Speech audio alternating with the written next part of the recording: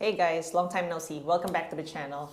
Today I wanted to share with you some solutions that I found out for troubleshooting the well-known problems of GoPro, specifically for GoPro Hero 10.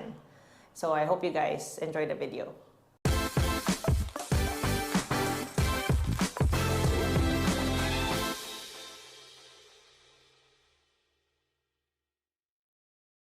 Before I get started with the list of problems that's very common and the solutions, I wanted to just give a little bit of a background why I'm even doing this. For those that's been around following my channel and my videos, unfortunately, we got robbed. They stole basically all of our motorcycle gear along with our camping gear. The cameras were also stolen. Long story short, I have no way of filming at that point.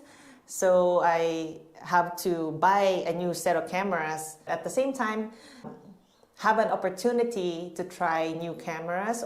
I ended up going with the GoPro Hero 10. It is overall cheaper. This setup that I have here is actually $471 and some change. What it includes is the Hero 10 by itself. I have to buy the charger because they run out of battery pretty fast, especially when you're riding. And I got 2 Enduro batteries, which supposedly will allow you to record longer. They also tend to charge faster than the regular battery. This actually comes with this dual charger. So it comes with one battery, which I need to buy in order to charge these batteries. And you can put up to 256 gigabyte. I'm not sure for the Hero 10 if you can do the 512.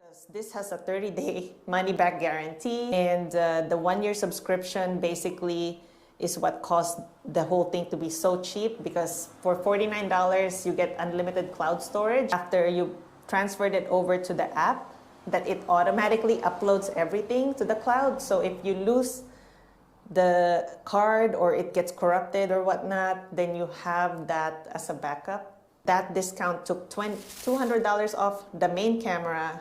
This became almost half off, and then these like minus 10 or 20 bucks. So it was super cheap compared to if I didn't do the GoPro subscription.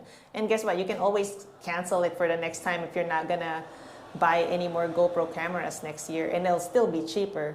So that's why I did it. The most common 2 problems that everybody complains about is the fact that the Hero 10 overheats like there's no tomorrow, and it tends to freeze a lot. What happens is that I've been using the media mode when I use this. Unless it's raining, then I switch out and then I just use it by itself. But look at the setup, right? So for example, this one, you put a battery in, and then I'm gonna put this on. The media mod itself doesn't have legs. If you're gonna use a mount, you're gonna have to use the actual camera's legs, which means, so pretend that this is already on a mount, and then you try to turn it on and it won't turn on because, you know, that's what it does. It likes to freeze. That's just one example, right? And it won't turn on. Let's just pretend that didn't happen. So now what are you gonna do? Now you have to first unscrew the mount and then pull this in and then take this off. I have like no nails, so it's really hard for me to keep doing this over and over. And then you have to slide this off and to perform the reset, so maybe it will work in like the next few minutes, you have to take the battery off, then put the battery back on, and then do the whole thing all over again. See, the GoPro aftermarket case would look something like this. I'm using the Hero 8 to record, and what it does is it doesn't use a media mod. It's just a case that can house the original mic adapter. But this setup, it's really nice actually. I'm not complaining, but it's more bulky if you think about it. But you are completely eliminating the problem of removing the battery hassle, because if you need to remove it, all you have to do is just take this off and then slide this over, open it, and the battery is right there. You don't have to take it off the the mount. You don't have to do this whole unscrew the mount, take the whole thing off, take the camera off, none of that. The fact that the GoPro was freezing a lot and overheating a lot, I have to do this so many times within just one filming episode. So what I was able to experiment with it, basically when I first got the camera, I went straight to Costa Rica, and unfortunately, because of the theft, it did not become a motorcycle video blog. It's more just a regular travel blog. I was able to experience a lot of the frustrating issues of going about the whole day filming and trying to capture animals that scurry away really fast, and for example, stuff like that. Happening again, guys. The Hero 10, which is the latest GoPro right now, it's just frozen. Doesn't want to turn off. It's starting to overheat. So I took it out of the case. It says it's recording, but it's frozen on 13 seconds. Yeah, you can't do anything. The buttons are not working.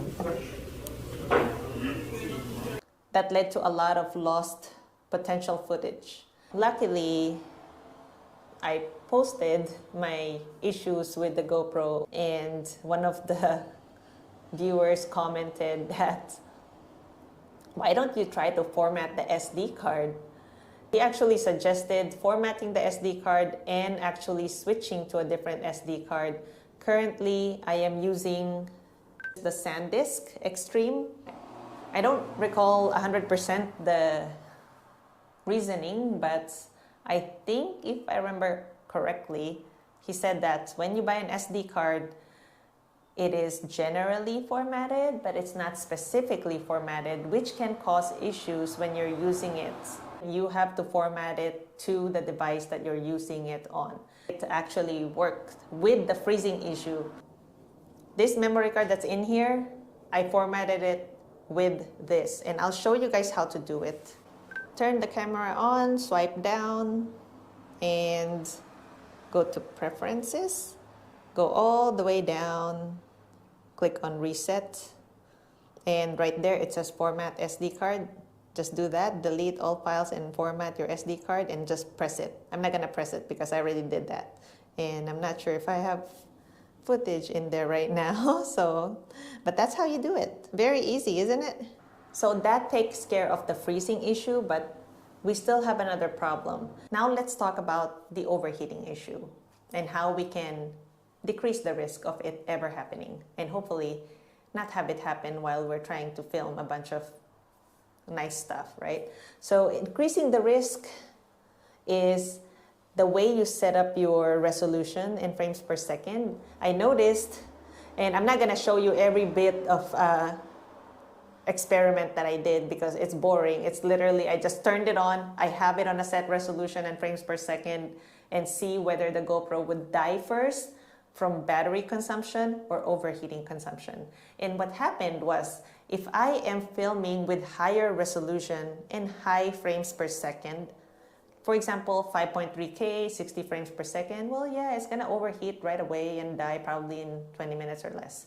And also, if you also have accessory options turned on, such as hyper smooth turned to full boost, because there's standard and full boost, and the standard, it's okay, but if it's on boost, then it definitely will overheat and die faster.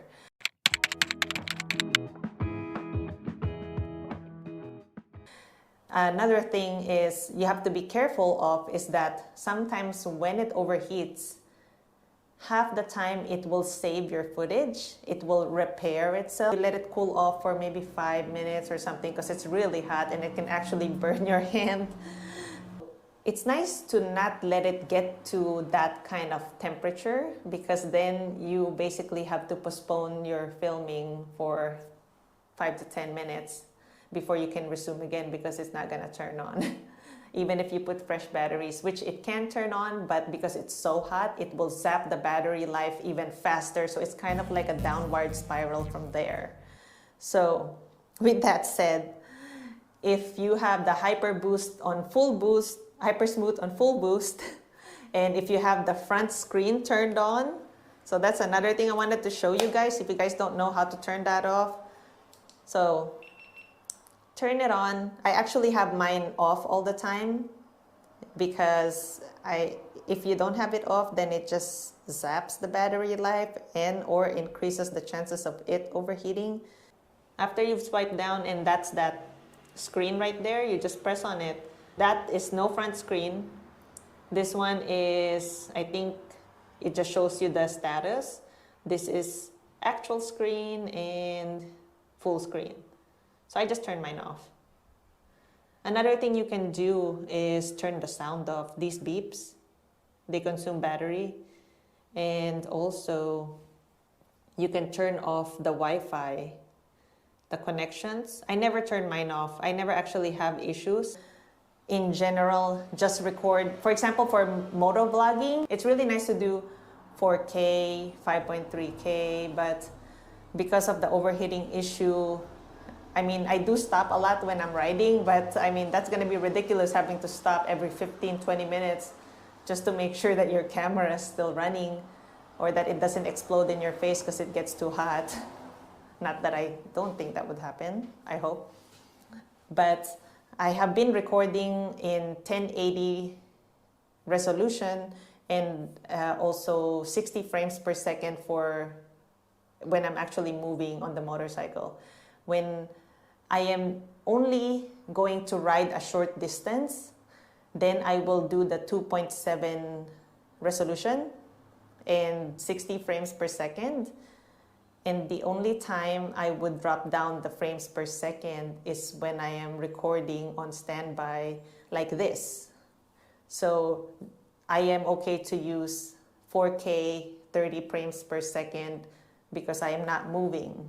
But I do run the risk of the camera overheating, which is fine because it's not like I am trying to capture something that might disappear in a few seconds. I can just sit back here and drink some water while the GoPro decides to cool itself off or let it cool off for 5 to 10 minutes. Another thing you can do to decrease that problem before I forget is you can keep the battery on there, turn it on and play it like this. But if you're using a media mod, that doesn't really work because then you're gonna have to put the media mod on. I have like no nails, so I'm not even gonna put this back on. But let me just show you guys what you can do.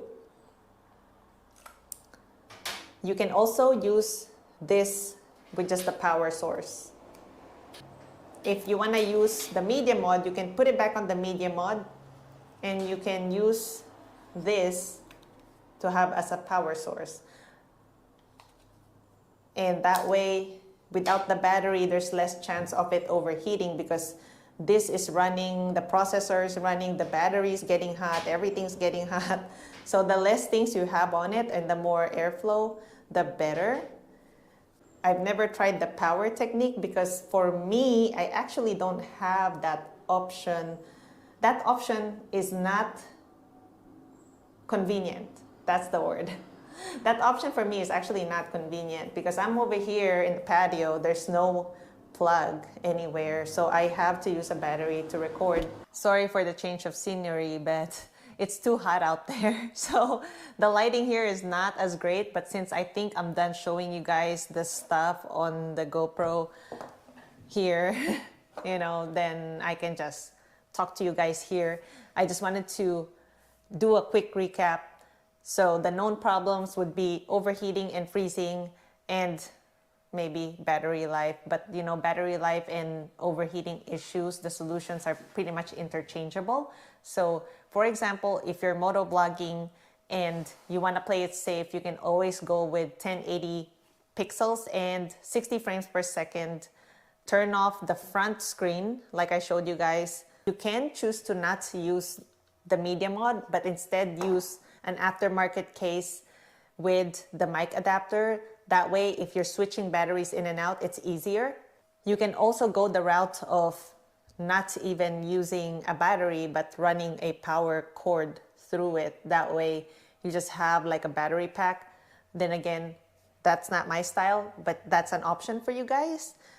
Also, don't forget to format the SD card when you are using it for this camera. I do suggest formatting it for the camera. For example, if you are using the SD card on your Hero 10 and you want to use it for a Hero 8, just to play it safe, I would just format it. I am not a guru of SD cards and cameras and all that stuff, but it doesn't hurt to do it, then just do it, just so you don't have the chance of it freezing. I really hope that all of these techniques will help make the experience of using the Hero 10 a little bit more pleasant. I know it's not 100% fix. Anyways, I hope that I've helped you guys figure things out and that this information is helpful. And if it is, please don't forget to like and subscribe. And don't forget to leave comments. I will answer them in the comment section below. I hope to see you guys on the next video. Once again, thank you so much for watching and ride safe, everybody. Bye.